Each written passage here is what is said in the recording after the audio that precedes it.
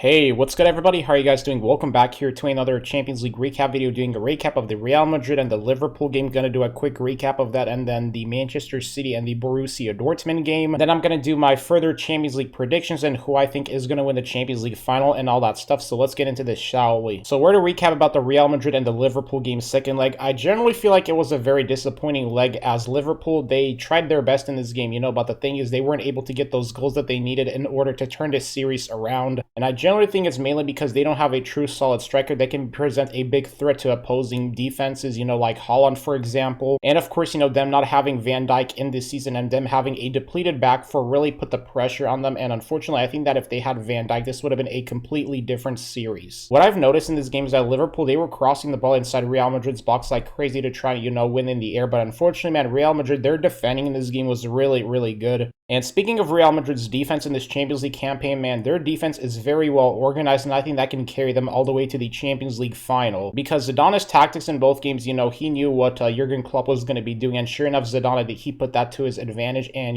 this is the result, man. Real Madrid win the entire series 3-1, and I generally think that another thing that benefited Real Madrid in this game was that they had more experience, and, them having a better defense compared to Liverpool's defense. Sure enough, they were able to know, what they have to do in order to slow down Liverpool's front attack, and it just worked to perfection. So now I'm going to talk about the Manchester City and the Borussia Dortmund game, man. Another fun game. It looked like that Borussia Dortmund were going to get an upset win here as Bellingham, he scored for Dortmund, and I think what was the 15th minute, but after that, man, that penalty just practically sealed the deal for Manchester City. And in this entire series, I think that the referee not giving Dortmund that goal, in the first leg, played a very big key difference in, changing the momentum of the series. Just because after that, it looked like the Borussia Dortmund could not recover, because obviously that call really, I think, kind of, gave Dortmund a very big disadvantage, as I don't get how they were not awarded that goal. But hey, Manchester City, they proved to be the better team than Borussia Dortmund in both series, as as Mahrez, he sealed a deal for Manchester City, and sure enough, right now, Manchester City, they are in the Champions League semi-finals. And so, who do I think is going to win the Real Madrid and the Chelsea game? I'm going to pick Real Madrid over Chelsea, just because I think Madrid have more experience, and I think that their counterattack is going to present a very big, difficult